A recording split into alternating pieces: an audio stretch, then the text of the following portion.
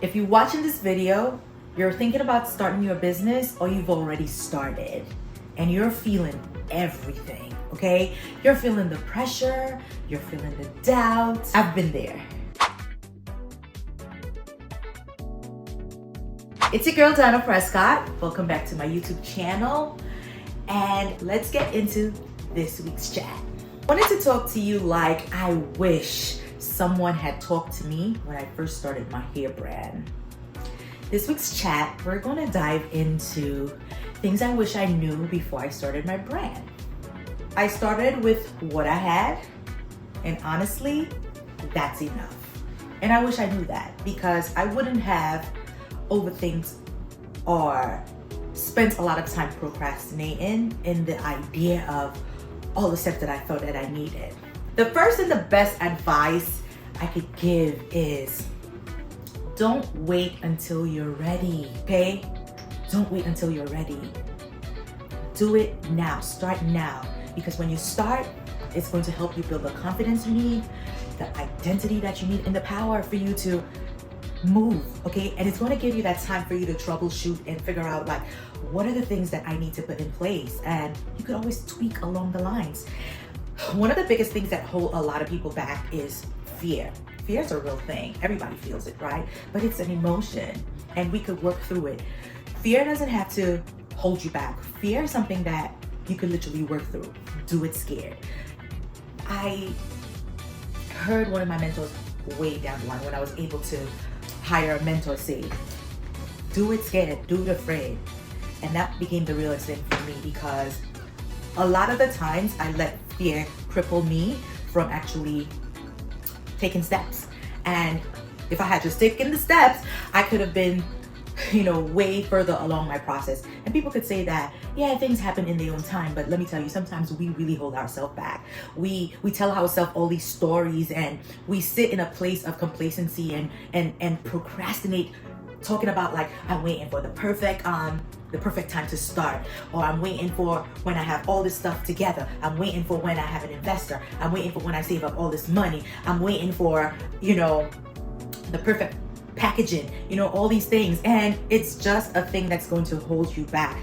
Start now, okay? The world is waiting for what you have to share with them. So I'll just give you guys a little backstory about when I decided to start my business.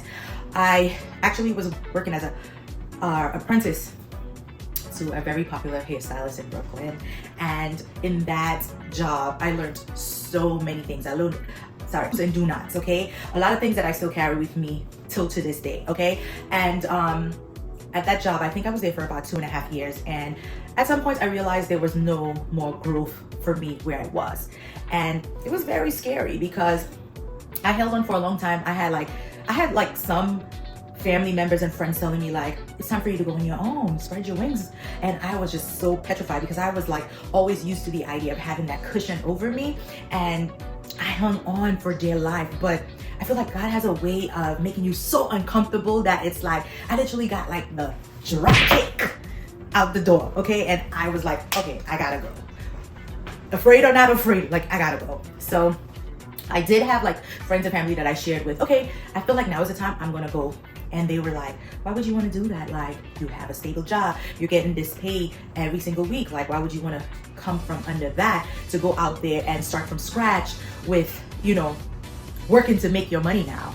And that really was a scary thing for me. But honestly, like I said, starting with what I had looked like me going into my cell phone and texting all my friends, my family, and letting them know like, listen, I'm going out on my own and I really need your guys' support. So if you're looking for a hairstylist, I'm running this special and I would love for you guys to support me. So it started there. Then I made me some flyers and I would walk the neighborhood and hand out those flyers, okay? I would hang them up in laundromats, at the gym when I went, to the grocery store, to the nail salon. I would just be telling everybody like, this is what I'm doing. And the honest truth was, I wasn't even the best hairstylist at that time, okay? I do remember butchering a bunch of hairstyles, okay? And even though I looked like I had confidence in what I was doing, trust me, inside I was dying because I was like, oh my God, I'm really messing up this hairstyle. And I had a bunch of people who were just not happy with some of the services that I offered. But one thing I've always been was that hairstylist that's going to figure out how I'm going to fix this until you're happy. the few little instances where I had like, people really trying to get over on me or taking advantage of the fact that they knew that I was just starting off, it was like, well, I'm not gonna pay you in this, that, and the other. I did encounter that, and which was good for my nerves because I needed to build my backbone, okay? And I felt like only through my experience was how I did that, okay? If I stayed this fragile, shy little girl, hiding away, always under the comfort of like, the stylist I work for, I was not going to be who you see in front of you today, okay? 13 years later. So those were the things that I initially did.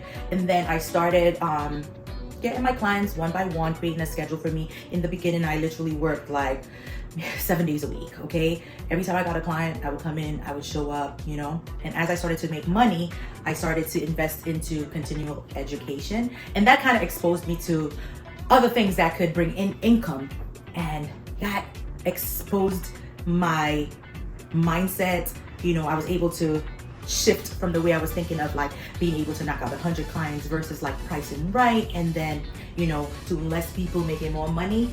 Yes, so that was how I initially started. Another thing that people are very they think a lot about is about the money. Sometimes you're like, well, I don't have the money, how am I going to start this? Yes, you could work your job and build your business as a side hustle. I subscribe to that. Save up your money, make sure that you're putting funds set aside for it. But in my case, I had no savings at all, okay? At that time, I actually was living paycheck to paycheck, and that's the honest truth. I was a single mom, I was raising my son, and I really didn't have the resources or the knowledge of like, okay, let me put this money to the side for me to invest into a business. I actually didn't even plan on starting a business the time that I started. Like I said, God pushed me out the door from an uncomfortable place, and I went into a salon and I rented a booth, and that's kind of how I started my own business, working independently for myself. That led into, the work ethics and how I showed up in that business. That salon owner decided, hey, I love that, and you're exactly what I need for a salon manager. And after working there for 4 months, I became the salon manager. And after being the salon manager for a year, that owner decided that I'm going to sell my business and I would love to sell it to you. So the opportunity fell into my lap, and I could have been like, oh my God, like, how am I going to do this? Well, actually, you know what? That's how I was. Like, I really did that because, again, I didn't have any savings. And when the price was presented, I was like, where am I going to find this money? Like, it was scary as hell, but it lit a fire under me because I knew like I wanted to become a business owner. And here's the opportunity. And I'm not sure if the opportunity is going to present itself again. And guess what happened, guys, right in that moment? I didn't have money, and I decided, to ask my family members. I went to my parents, and they were not in a position to actually help me.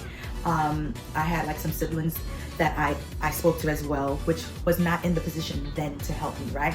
So I do remember there was a particular family member who came into like this huge lawsuits.